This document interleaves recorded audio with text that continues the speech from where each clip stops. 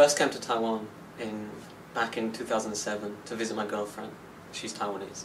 I had a good time. It was the summer, so it was really hot. But I had a good time, but I never would have thought that all these years later I would be living here permanently. And now I'm married to my girlfriend, so my wife is Taiwanese. We've got a son together now. He's half Taiwanese. So it's very strange to think that now Taiwan is such a big part of my life, where before it was just this place that I visited once on holiday. Like living in any foreign countries, living in Taiwan is kind of a battle between what's good about living here and what you miss about home.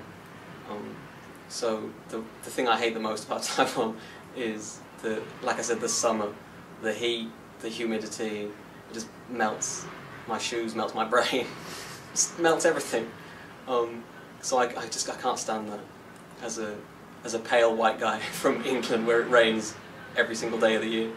It's very difficult. But on the other hand, there's so many other things that are way better in Taiwan than in the UK.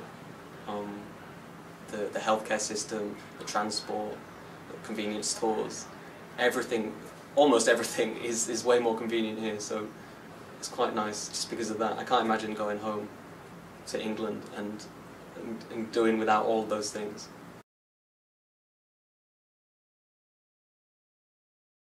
Probably the most common is prepositions. In English, prepositions can be used flexibly, but not infinitely so. And certain verbs require specific prepositions. You can't just use whatever preposition you want.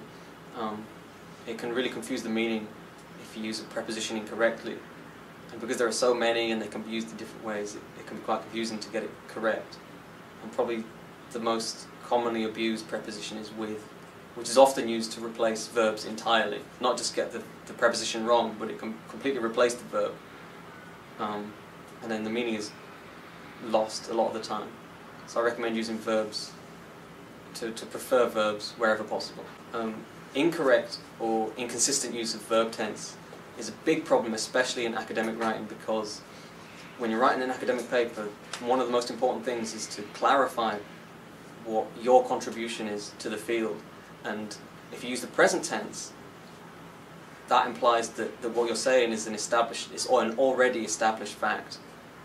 This information is already available in the field, which, if you're trying to say that it's new, if it's a finding of your study, then you need to use the past tense to clarify that this is new information and it's a contribution of your study, not something that already exists in the literature. Subject-verb agreement is a big problem, especially for Chinese writers of English, because in Chinese there are no verb conjugations, but in English the verb changes depending on the subject.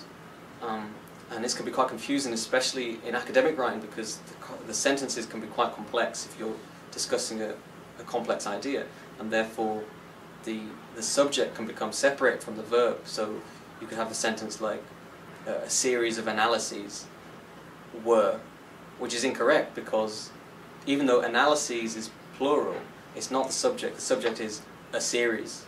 So a series of analyses is still singular. So the verb should be was, not were.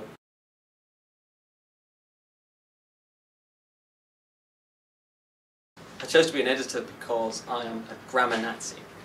If I see someone make a spelling mistake or a grammatical mistake, I feel compelled to help them with it, whether they want me to or not. And there's a saying that goes, if you're good at something, never do it for free. So it just makes sense to make a career of something that I would be doing anyway.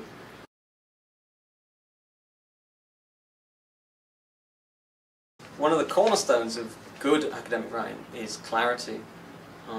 Chinese writers of English often use quite a lot of figurative language, metaphors, similes, and idioms that can be quite confusing, especially if they've been translated from the Chinese. Chinese idioms most of the time don't translate well into English, so they're based on familiarity with an idiom that you're already aware of. So if you translate it into English, even if it makes sense in English, the English reader's not going to be familiar with it, so it won't mean the same thing to them, which is a big problem in academic writing. You need to avoid saying anything that could be this open to interpretation, which is why you shouldn't use subjective terms like better, good, best, reasonable, proper. All those words can be construed differently by different readers. So you should use specific objective terms that mean the same thing to everybody, and especially avoid any metaphors or figurative language, especially anything that you've made up yourself. It may sound nice, but in academic writing, clarity is more important than beauty.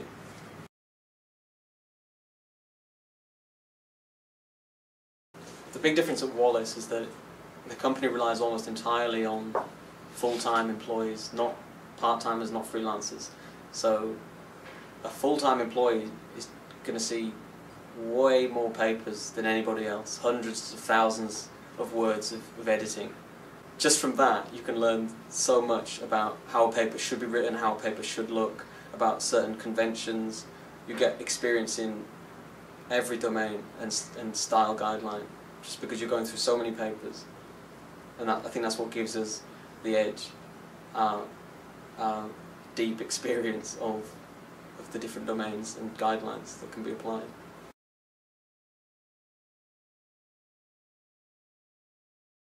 The interesting thing about the American Institute of Physics is that they have some unique guidelines that differ from most other style guides. For example, it's a schoolboy error in most schools of writing to use an apostrophe to make plurals, but in AIP papers, that's exactly what you've got to do for initialisms and acronyms. For example, if you've got the acronym ANOVA, A-N-O-V-A, if you want to form the plural of that in an AIP paper, you need to write it as A-N-O-V-A apostrophe S, where the S is lowercase. That shouldn't be done in any other style, only in physics papers. Another difference with physics papers is that, unlike almost every other style guideline, even if you're following American English, the format for writing dates has to follow the British style, which is more logical because it goes from smallest to biggest. It goes date, month, year. So an example would be 24th of September 1986. That's very different from almost all of the style guidelines. Whereas most of the style guidelines suggest that you should only define an initialism or an acronym, an abbreviation, the first time it's used. The AIP suggests that you refamiliarize the reader with it throughout the paper. So if you think that the reader may have forgotten what a certain term stands for, then you can define it again.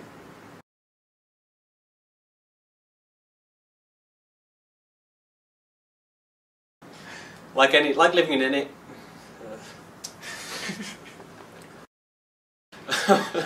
Cut that bit.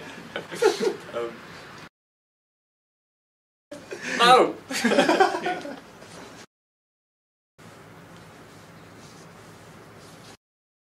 But they're garbage. Thank you. The interesting thing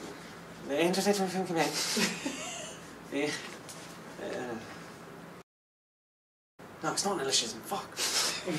Fuck.